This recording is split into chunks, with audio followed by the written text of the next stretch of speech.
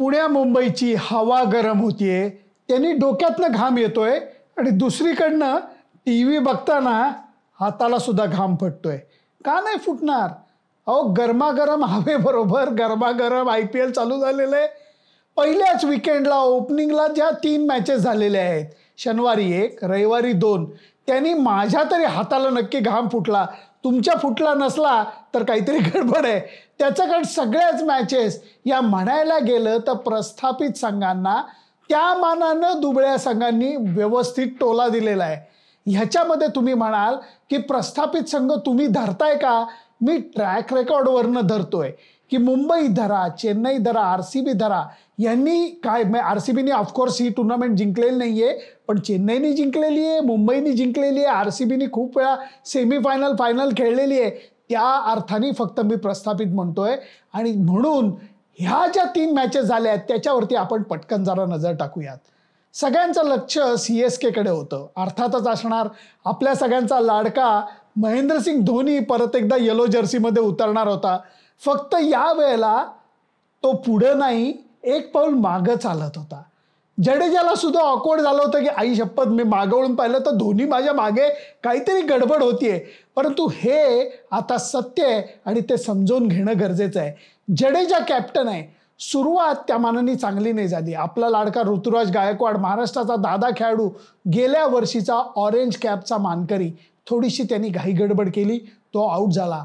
अंबाती रायडू जो अत्यंत अनुभवी खेळाडू आहे, CSKकडनं भरपूर धावा केल्यात, तो आऊट झाला. संघ अडचणीत आला होता. कठीण समय येता धोनी कामास येतो. परत एकदा बघायला मिळालं काय खेळाडू आहे. कित्येक दिवसानंतर मैदानात उतरला. संघाला गरज आहे. परत एकदा 30-35 बॉल, अर्धशतक.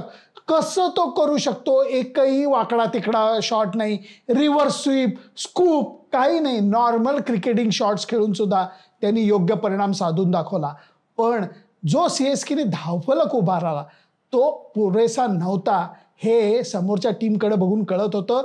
त्याचं कारण KKRची टीम नुसतीच कागदावरती नाही तर प्रत्यक्षात सुद्धा जास्त खोली असलेली होती.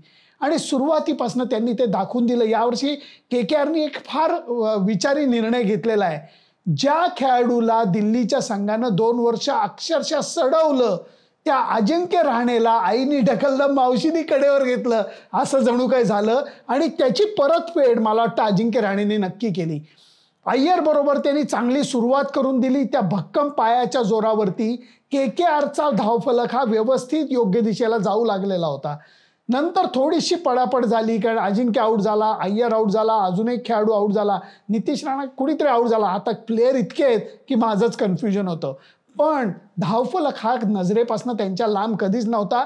आणि शांतपणे श्रेयस अय्यरनी, कप्तानांनी योग्य बॅटिंग करून घाई गडबड न करता पद्धतशीर विजय मिळवून दाखवला, जो माझ्या मते पटकन अनपेक्षित म्हणता येणार नाही. कारण खऱ्या अर्थाने CSK अजूनही मोईन अली आणि दीपक चहरची वाट बघतीये. नुसती वाट नाही, आतुरतेनं वाट बघतीये. आणि मग आला रविवार. पहिला सामना मुंबईचा होता. मुंबईची टीम मुंबईच्या मैदानावरती उतरते तेव्हा लोकांच्या उत्साहाला एकदम उधाण चढतं. पण दरवेळेला हे बघायला मिळालेलं आहे की मुंबईमध्ये टॉस जिंकली की जो कॅप्टन असतो तो पहिल्यांदा लगेच म्हणतो की मी बॉलिंग करणार, कारण नंतरचं विकेट होतं ते बॅटिंग करता जास्त चांगलं होतं. मुंबईचा जो रोहित शर्मा होता त्यांनी चांगल्यापैकी सुरुवात करून दिली होती, पण मुंबईची टीम ही ट्रान्झिशनमधनं जाते हे स्पष्ट कळत होतं. त्यांची जी एस्टॅब्लिश टीम होती त्याला चांगलाच धक्का लागला आहे. जे नेहमीचे खेळाडू निळ्या जर्सीमध्ये दिसायचे ते खेळाडू आत्ता दिसत नाहीये आणि ही खूप मोठी गोष्ट आहे. त्यामुळे ईशान किशननी जर का धुव्वाधार इनिंग ती पेश केली नसती, काय बॅटिंग केली राव, काय बॅटिंग केली, काय त्याचा फॉलो थ्रू आहे. दरवेळेला त्याची बॅट अशी मस्तपैकी पाठीमागे जाते आणि त्या बॅटमधनं जो आवाज निघतो, हा काडकन आवाज निघतो. अफलातून त्यांनी बॅटिंग केली आणि मुंबईनी चांगला धावफलक उभारून दाखवलेला होता. दिल्लीच्या टीमनी त्या मानानं घाई गडबड केली.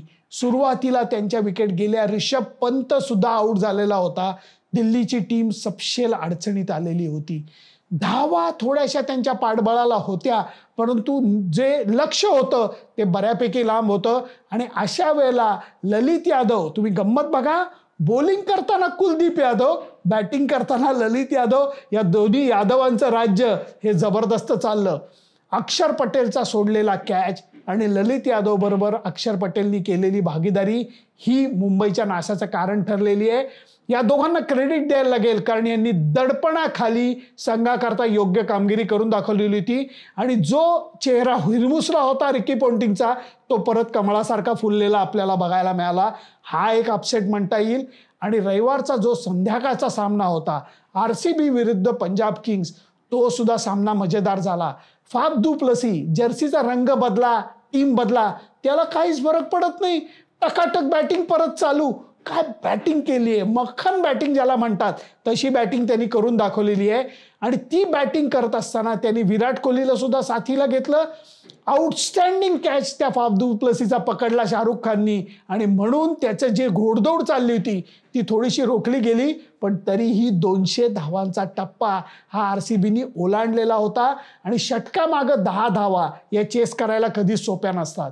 पंजाब किंग्सनी एक चांगली गोष्ट केली, सुरुवातीपासनं त्यांनी ॲक्सिलेटरवरती जो पाय ठेवला तो काढलाच नाही. नंतर मारू, मग थोडंसं नंतर अटॅक करू असं नाही, सुरुवातीपासनं त्यांनी अटॅक केला. कॅप्टन जो आहे मयंक अग्रवाल, शिखर धवन यांनी सुरुवातीपासनं मोठे फटके खेळले. त्यामुळे जी अपेक्षित धावगती होती, नेट रन रेट होता, तो नजरेच्या टप्प्यात त्यांनी ठेवलेला होता. आणि त्यामुळे जरी मध्ये थोडीशी धावपळ झाली, थोड्याशा विकेट गेल्या, तरीही एक डेप्थ ही पंजाबच्या टीममध्ये आपल्याला बघायला मिळालेली आहे. ज्या ओडियनला बॉलिंग करत असताना मार मार मार चोपला, त्याच ओडियननी ती जी परतफेड केली आहे. काय शॉट्स मारतात वेस्ट इंडिजचे लोक. मासा पाण्यात सहजी जातो तसं हे T20 क्रिकेटला आपलंसं करून घेतात. म्हणून वेस्ट इंडिजमध्ये IPL कृपा नावाचे खूप बंगले दिसतात. त्याच्यातलाच हा बंगला हळूहळू विटवीत उभा राहायला लागलेला आहे. शाहरुख खानला खूप पैसे देऊन पंजाब किंग्सने घेतलेलं आहे. त्या पोरानं जबाबदारीने बॅटिंग केली, संघाला व्यवस्थित विजय मिळवून दिला.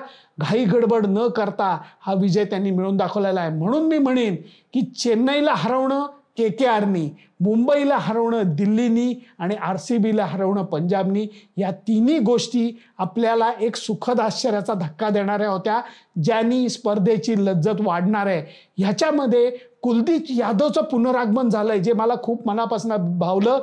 अजिंक्य रहाणेला परत एकदा प्लॅटफॉर्म मिळालेला आहे, त्याचं मला कौतुक वाटलं. आणि नंतर ललित यादव या पोरांनी बॉलिंगही थोडीशी केली आणि बॅटिंगमध्ये जी प्रगल्भता दाखवली ती मला आवडली.